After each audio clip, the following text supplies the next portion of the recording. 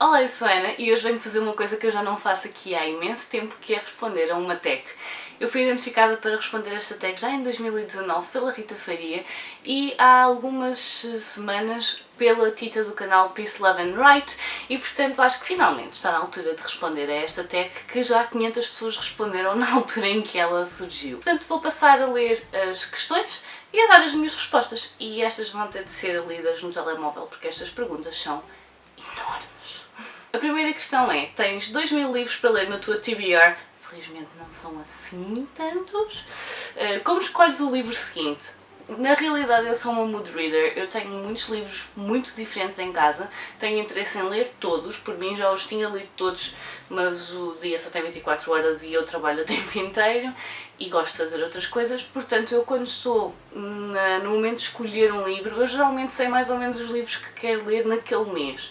No entanto, se eu tiver pensado, estes são os livros que eu quero ler neste mês, mas depois na altura não me apetecer ler nenhum desses, eu vou ver os livros que tenho e vou ver qual é aquele que me chama mais a atenção. Há momentos em que eu quero ler qualquer coisa dentro de um género específico, ou então porque quero voltar a um autor que já li e gostei e sei que vai ser dentro daquele género, portanto tenho tendência a ir para esse. Esse tipo de escolhas em que no fundo é pelo momento em que nós estamos e eu vou ler aquilo que me apetece, portanto eu escolho aquilo que me apetece ler no momento. Segunda questão, estás a meio de um livro que não estás a gostar, desistes ou vais até ao fim? Isto tem mudado muito com o tempo, eu antes tinha muita dificuldade em deixar livros para trás e portanto obrigava-me a ler até ao fim. Neste momento eu tenho tanta coisa para ler e tenho interesse em todos os livros que eu tenho cá em casa que eu já não consigo obrigar-me a ler um livro porque no fundo acabo por sentir que estou a perder tempo, que podia estar a ler outra coisa que podia estar a gostar mais e portanto a minha regra ultimamente é ler até à página 100. Se até à página 100 ele não me agarrar, então das duas uma. Se for uma questão de escrita ou de história que não me está a agradar e que eu sei que mesmo mais tarde não vou voltar a ela, eu acabo por me desfazer do livro, seja vendido, seja dado, o que quer que seja. Se for um livro que eu acho que simplesmente estou a pegar nele na altura errada, vou deixá-lo de parte e vai ficar à espera do momento dele. Portanto, depende do livro, depende muito do livro. Mas o mais provável é que eu, chegando à página 100, se não estiver a funcionar, vou largar o livro, seja para voltar a ele mais tarde, ou seja para me desfazer do livro. Questão número 3. O final do ano está aí e o teu desafio do Goodreads está muito atrasado. O que fazes? Tentas apressar-te? E como? Ora bem, o meu Goodreads tem uma particularidade que é, eu geralmente no início do ano estabeleço uma meta que eu acho que é concretizável. Nos últimos anos tem sido 80 livros porque eu nos anos anteriores ou tinha ficado muito perto dos 80 ou tinha passado os 100 e portanto eu estabeleço os 80 como um ponto em que eu sei que é alcançável, perfeitamente alcançável, mas não é tão alto que me vá fazer sentir estressada, nem é tão baixo que não me vá sentir desafiada. No fundo, eu só ponho esse número, só ponho os 80, porque eu sei que é uma coisa que eu consigo fazer sem estar a deixar outras partes da minha vida para trás. Eu não deixo de estar com amigos para ler, nem sempre. Eu não deixo de ver séries ou filmes, se bem que eu nos últimos anos tenho andado numa fase de ler e portanto isso é o que eu quero fazer nos meus tempos livres, mas eu não deixo de fazer nada para ler. Se eu estiver a chegar ao final do ano e não tiver atingido a meta, eu não vou mexer. Isso não é uma pressão, a meta do Goodreads não me faz pressão para ler mais. A meta do Goodreads é só um número, é engraçado ter aquele desafio, mas no fundo não me vai fazer com que eu leia mais ou ande a tentar enfiar bandas desenhadas para fazer o número. Não, eu simplesmente vou continuar a ler aquilo que estou a ler. O que tem acontecido nos últimos anos é eu estabelecer a meta e chegar mais ou menos a setembro e já estar muito próximo de concluir. E aí eu geralmente subo a meta. Portanto, eu dos 80 livros tenho passado para 100 mais ou menos em setembro. Mas só porque não faz sentido para mim ter estabelecido uma meta de 80 porque sabia que era concretizável e depois ficar com o desafio a 120% só porque não faz sentido para mim. Portanto, aquilo é um desafio, mas não é de toda a forma como eu giro as minhas leituras. Se eu ler menos, leio menos. Se eu ler mais, leio mais. É só um número, é um desafio, é engraçado, é para mim, não faz pressão. Mais depressa faz pressão o facto de eu querer ler todos os livros que estão cá em casa e ainda não ter conseguido. Portanto, é só isso. Questão número 4. As capas dos livros da série que tu gostas não combinam. O que fazes? Tecnicamente nada. De qualquer forma, o mais provável é ter sido eu a comprá-las, portanto se eu já as comprei todas diferentes é porque eu sabia que era a única opção. Eu geralmente tento comprar sempre capas dentro do mesmo género e todas dentro da mesma coleção, e quando compro fora da mesma coleção é porque tenho um motivo para isso, porque o meu OCD tecnicamente é só com quadros, com coisas que estão tortas. Portanto, não gosto muito quando as coleções têm livros dentro da mesma coleção com tamanhos diferentes. Capas diferentes também me faz alguma comichão, mas não é qualquer coisa que me vá fazer, oh meu Deus, entrar em parafuso. O que vai acontecer é que eu, quando estou a comprar, tecnicamente 90% dos livros que eu tenho na minha casa, se não for mais, foram comprados por mim. Portanto, quando eu os comprei, eu já sabia que as capas eram diferentes. Se eu os comprei diferentes, é porque ou não tinha outra opção, ou porque aquilo eu queria naquela capa específica, ou qualquer motivo que me tenha feito comprar as capas daquela forma. Portanto, nada, não faço nada, absolutamente nada. Questão número 5. Toda a gente gosta de um livro que tu não gostas, com quem partilhas os teus sentimentos. Olha, isto é fácil, eu geralmente, à medida que vou lendo, vou falando com a minha mãe. É a mesma pessoa com quem eu falo mais sobre livros, é a pessoa com quem eu sempre pude falar sobre livros, até porque ultimamente nós acabamos por ler mais ou menos os mesmos. Há sempre coisas que eu leio e ela não lê, coisas que ela lê que eu não leio, mas em geral temos gostos até bastante semelhantes, apesar de eu gostar de fantasia e ela não vai muito por aí, mas temos formas também muito semelhantes de sentir as leituras e, portanto, é a pessoa com quem eu falo mais. Se eu souber que alguém que eu conheço já leu aquele livro, tenha gostado ou não, é possível que eu vá falar com a pessoa sobre o livro que eu estava a ler. E se calhar perguntar o porquê de ter gostado tanto quando para mim não fez sentido, ou o que quer que tenha sido. De qualquer forma, eu tenho aqui o canal, portanto, quando eu não gosto de um livro, vocês vão saber porque eu falo sempre deles nas leituras do mês. O que eu não vou fazer é uma sugestão de leitura, porque eu acho que, na minha opinião, só faz sentido fazer sugestões de leitura de livros que eu efetivamente iria sugerir a alguém. E, portanto, acaba por ser bastante fácil fazer essa triagem para mim, até porque eu, se calhar, devia fazer mais sugestões de leitura do que aquelas que faço, porque há outros livros que eu às vezes fico com pena de não ter feito, mas na altura não sabia como falar sobre eles, ou então passou a fase e, convenhamos, são vídeos que dão muito trabalho porque tento dar o mínimo dos mínimos de spoiler possível e eu geralmente trato esses vídeos como uma parte, uma extensão do meu trabalho como livreira, ou então de quando estou a falar com amigos e eu não quero dar spoilers, e portanto eu acabo por falar desses livros aqui também. O que vai acontecer é que, quando eu não gosto de um livro, vocês não me vão ouvir falar muito sobre ele. Vão-me ouvir dizer exatamente aquilo que eu não gostei, se foi escrita, se foi a história, o que quer que tenha sido, mas eu não vou alongar muito sobre isso, porque eu prefiro falar mais sobre os livros que gosto do que estar a perder tempo, o meu e o vosso, em qualquer coisa que eu não gostei, porque se eu não gosto, passa à frente. Não vou estar a perder muito tempo a falar das coisas que eu não gosto. Questão número 6. Estás a ler um livro e estás prestes a chorar em público. Como é que lidas com isso? Ora, isto já aconteceu no trabalho, principalmente com livros infantis. Livros infantis mexem muito com as emoções e, portanto, já aconteceu clientes perguntarem-me se estava tudo bem, porque eu estava a ficar com os olhos marejados.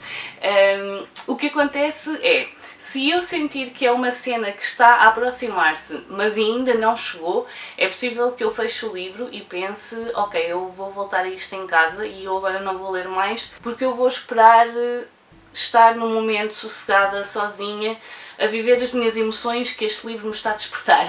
Pode acontecer. Ou nos momentos em que eu nem sequer vi as coisas a chegarem, efetivamente elas chegam e estou a chorar, olha, é um que se lixe, porque as emoções estão cá, são para ser vividas, não tenho vergonha absolutamente nenhuma que os livros me causem essas emoções e que me façam reclamar com o livro ou que me façam chorar, seja porque me estou a rir. Eu choro muito facilmente e isso inclui quando estou a ler thrillers e me apercebo de coisas antes das personagens, porque isso tem tendência a mexer-me com os canais lacrimais e é assim uma coisa muito estranha. Portanto, eu choro mesmo muito facilmente. E, portanto, não há absolutamente vergonha nenhuma na minha pessoa em chorar em público com um livro, o que é que seja. Um livro, um filme, músicas da Disney, então é para esquecer porque eu choro que nem uma Madalena. Portanto, vivam, Se o livro vos está a mexer assim tanto, não há vergonha absolutamente nenhuma. Questão número 7. A sequela de um livro está prestes a sair e não te lembras como acabou o anterior. O que fazes? Releitura, passas ao próximo livro, lês a sinopse, choras em frustração. Ora bem, isto aqui é um bocadinho mais particular, depende. Às vezes só passou um ano ou dois entre o último livro e este, que tenha saído mais recentemente.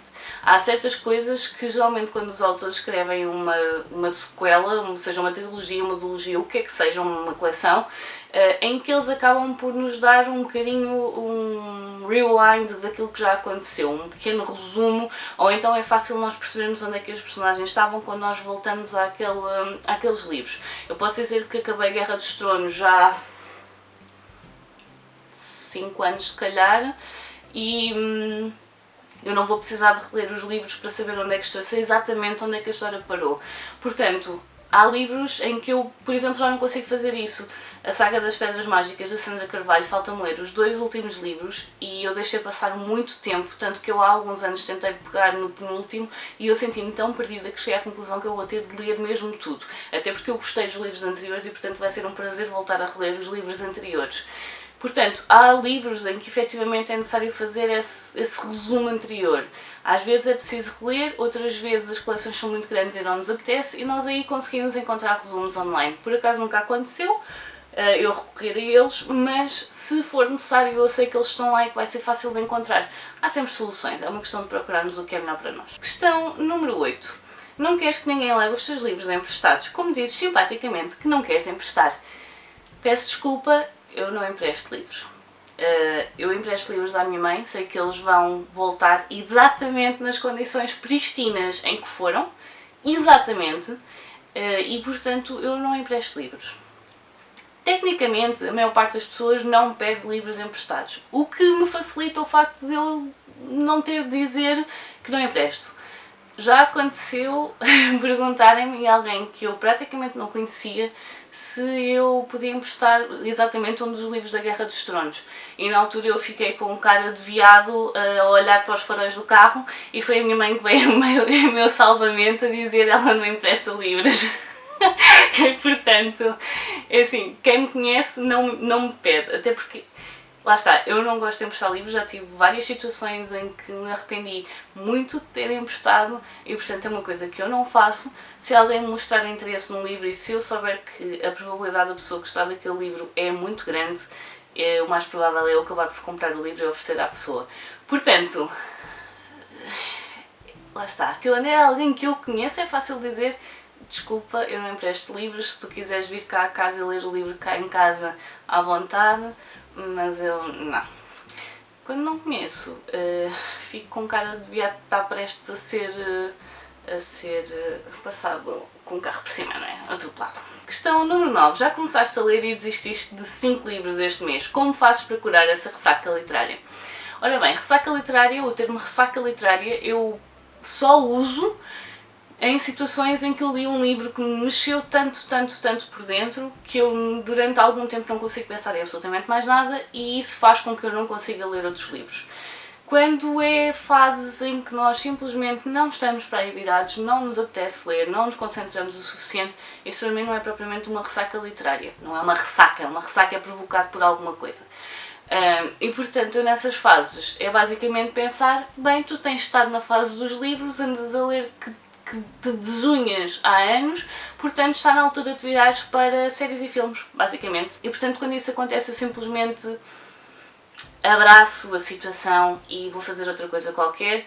Não vale a pena estar a insistir em livros, eu pessoalmente não gosto de insistir em livros porque sinto que perco muito do que a leitura me podia dar. Quando eu estou a ler um livro praticamente contrariada, é como se estivesse ali contrariada, se calhar chego ao final do livro com a sensação que não o aproveitei da forma que devia e portanto fico muito frustrada por não o ter deixado e portanto agora deixo e fica simplesmente à espera do momento dele, vou fazer outras coisas. Eu gosto imenso de estar em casa e de fazer outras coisas, tenho as minhas plantas, tenho séries, tenho filmes que eu não vejo tanto como poderia ver porque estou efetivamente numa fase de ler, portanto quando não me apetece ler vou fazer outra coisa qualquer. Cozinhar, estar com amigos, estar com a família. Questão número 10. Há tantos livros a sair que tu queres ler, quantos compras e como decides? Ora, isto há todo um vídeo sobre como eu compro livros e eu ainda tenho de fazer um vídeo sobre como faço a minha lista de prioridades. Portanto, isto é uma resposta muito longa para estar a deixar neste vídeo. Eu compro muitos livros, o meu mínimo por mês geralmente é 5, 6 livros e há meses em que eu me estico muito para lá do que seria normal. No entanto, o dinheiro é meu, sou eu que o ganho, não tenho dívidas, não passo fome e, portanto, é isso. A nível de quantidade de livros vai depender muito. Vai depender muito e os livros geralmente têm uma ordem, têm então uma ordem de prioridades e eu eventualmente hei de falar nisso numa segunda parte de como compro livros, desta vez sobre como faço a minha lista de prioridades e como é que ordeno aqueles que eu quero comprar primeiro ou não. Questão número 11. Depois de teres comprado os livros que mal podias esperar para os ter, quanto tempo em média fica na tua estante até serem lidos?